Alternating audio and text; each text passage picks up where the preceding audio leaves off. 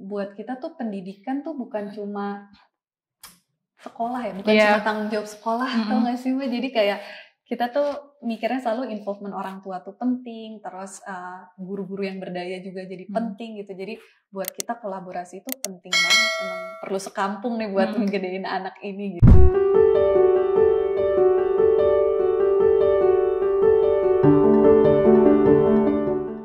Devscation kembali hadir bersama saya Yeni Yusra, dan kali ini kita akan berbincang-bincang dengan CEO dari Sekolahmu, Radinka Kiera, yang biasa dipanggil Inka. Hai Inka, apa kabar? Baik, alhamdulillah baik. Oke, langsung aja ya Inka ya. Kita sekarang masih di masa pandemi, meskipun udah keluar tapi belum terlalu slow down juga. Ya. Kemarin saat pandemi, Sekolahmu sebagai platform edutech nih terpengaruhnya cukup besar nggak sih? Besar banget sih. Jadi emang mungkin kalau dulu kita mikirin apa ya, future of education gitu ya, karena kita kan sebelum pandemi ya, lahirnya sebelum pandemi nih. Jadi 2019 tuh kita mikir wah nih apa namanya, pembelajaran yang terintegrasi online sama offline, terus bisa milih offline space-nya di mana aja, online-nya bisa milih dengan cara apa gitu ya. Itu tuh kayak mungkin 5 tahun lagi baru bisa diterima gitu sama market gitu ya. Jadi tuh itu yang ada di otak kita ya udah pelan-pelan aja. Tapi pas pandemi hit itu tuh bener-bener gila sih, kayak di satu sisi ya blessing in disguise lah, pasti mungkin teman-teman yang di edutech lain juga pasti ngerasain tuh kayak grow-nya langsung gila. Dan gue inget banget Mbak, itu kayak gue diteleponin sekolah gitu ya untuk ngebantuin, terus juga mungkin juga kita di tim juga mengequip guru-guru kita terbiasa ngajar blended gitu ya dan online. Tapi kan mungkin kalau sekolah-sekolah yang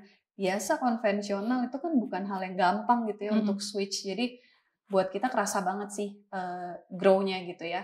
Tapi itu yang baiknya, yang apa namanya, susah-susahnya juga banyak lah ya, karena kan jangankan ngebantuin orang, diri kita sendiri aja juga masih gagap gitu kan. Wah gila nih, kayak apa namanya, perubahannya tiba-tiba banget gitu, dan kita beneran harus adaptif gitu. Jadi mungkin juga apa ya, bersyukur banget juga gitu ya, timnya kuat gitu ya, terus timnya juga sevisi misi semua gitu ya, sehingga masih gitu ya dari awal sampai sekarang tuh bener-bener fokus gitu ya, ngebantuin sekolah juga buat transformasi. Jadi itu sih mungkin kayak pembelajarannya banyak banget, terus berpengaruh apa enggak? Pengaruh banget, gila. Tapi dari sisi roadmap atau pipeline ada yang dipivot nggak? Atau harus beradaptasi dengan perubahan kondisi yang secara mendadak seperti ini?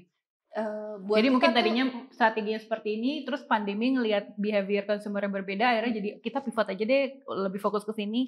Sekolahmu gimana? Kita masih sama sih, jadi justru percepatan yang terasa.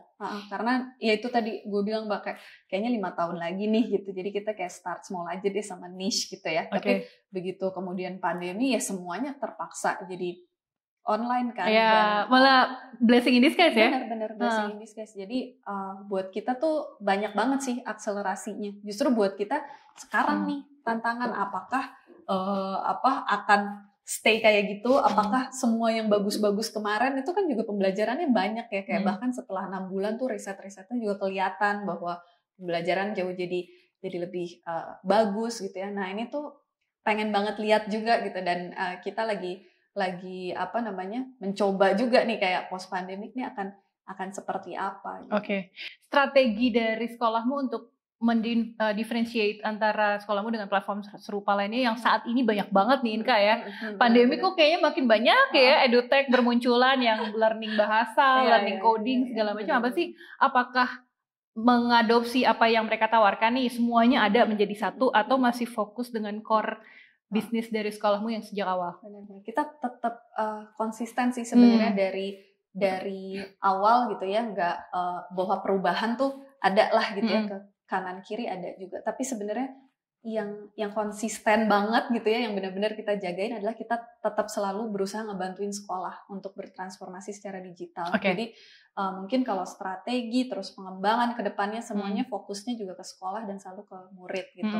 Mungkin kan kalau yang lain ada yang direct gitu ya, apa namanya, mungkin juga langsung ke murid, tapi kalau kita tuh strateginya selalu sekolah sebagai partnernya kita gitu. Tapi kalau mungkin in terms of market gitu ya, kita tuh banyak sih dari yang apa namanya usia dini gitu ya sampai SD. Mungkin kalau edutech lain banyaknya di SMA di ujung gitu ya. Nah kita tuh banyak di bawah sebenarnya, kayak gede banget di bawah. Nah ini yang sebenarnya buat kita aset banget karena begitu dia senang gitu ya sama kita bisa jagain, retensinya baik, maka kita akan menemani mereka sebenarnya sampai keberlanjutan pola ajarnya dia gitu ke depannya.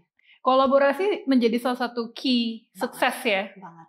So far rencana kolaborasi seperti apa? Apakah merangkul teman-teman yang terkait gitu atau mungkin dari luar negeri ada rencana untuk kolaborasi? Kalau kolaborasi tuh kita mungkin naker-nakernya juga banyak gitu ya. Ada yang bentuk terkecil aja tuh kayaknya tiap hari terjadi gitu kan ya. Kayak apa namanya sharing best practice tuh kalau di education kayaknya udah biasa banget. Jadi dari sekolah mana ke kita juga gitu ya. Pembelajaran apa yang worse, apa yang enggak. Itu tuh udah sering banget lah gitu kalau sama keluar-luar juga gitu ya. Tapi kalau buat kita kolaborasi terpenting tetap sama sekolah.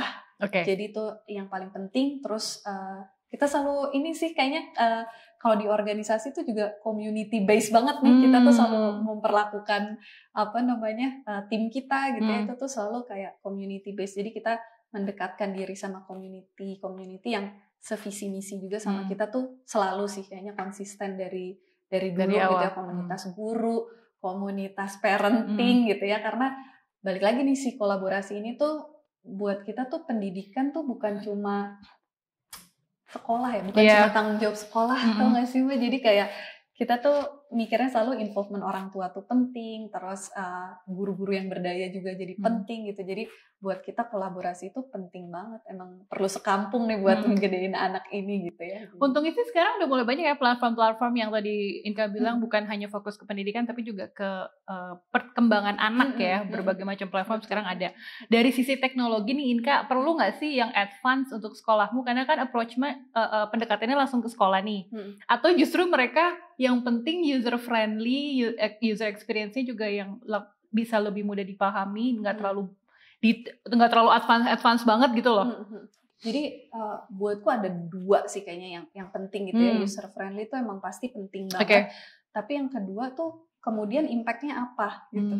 Jadi selama ini ya lo learning juga bisa di mana aja gitu, kayak platform memang banyak banget. Tapi apakah benar terpantau gitu si kompetensinya tuh beneran naik gitu ya, meningkat atau enggak. Jadi transparansi itu yang dulu mungkin kayak tertutup gitu, cuma di kelas itu guru dengan murid, terus orang tua kayak mungkin percaya aja gitu ya pastinya. Tapi sebenarnya kita tuh bisa ngukur gitu dengan teknologi tuh, transparansi tuh jadi bisa terjadi, kolaborasinya juga terjadi, nggak cuma guru ini aja loh, tapi mungkin konten dari guru lain bisa masuk ke dalam situ, terus bisa direkomendasiin sesuatu yang mungkin lebih sesuai dan personalisasi buat anaknya. Jadi hal-hal yang kayak gitu sih yang sebenarnya jauh lebih penting lagi gitu ya. Tapi ya pasti user friendly penting banget gitu ya. Tapi sebenarnya impact-nya tuh apa gitu. Nah kalau di sekolahmu kita selalu mengukur tuh kayak seberapa besar sih incremental dari kompetensinya. Ada fungsinya gitu ya, bukan cuma looks good, tapi ada fungsinya gitu. Ini udah 2022 nih, meskipun masih jauh akhir tahun ya, tapi kan pasti udah ada planning sampai akhir tahun nih. Apa sebenarnya target dari sekolahmu sampai akhir tahun ini? Target funding mungkin? Funding, amin. Tapi masih dalam rencana ya? Terakhir apa sih? Pre-series? Kita pre-series. E. Jadi E. Pre-series E. Nah jadi emang apa namanya, kalau rencana banyak banget karena kemarin sempat ketahan ya? Pastinya sempat apa namanya? Tertunda. Justru sempat banyak banget insight kan dari hasil pandemi itu kan, jadi kayak semua make gitu ya, kemudian learningnya banyak banget gitu. Apa sih yang perlu kita fokusin duluan gitu ya, kayak perbanyak gamification, terus apa namanya, interface-nya seperti apa, segala macam itu tuh banyak banget. Terus kita pengen di profiling anak-anak supaya bisa ngasih rekomendasi lebih baik. Itu tuh banyak banget yang kita pengen di pipeline, tapi pasti kan punya keterbatasan ya, waktu, ya funding gitu ya. Jadi pengen sih kalau ada gitu ya, dikasih kesempatan, pengen banget, banyak banget hal yang udah ada di backlognya kita tuh pengen dikerjain.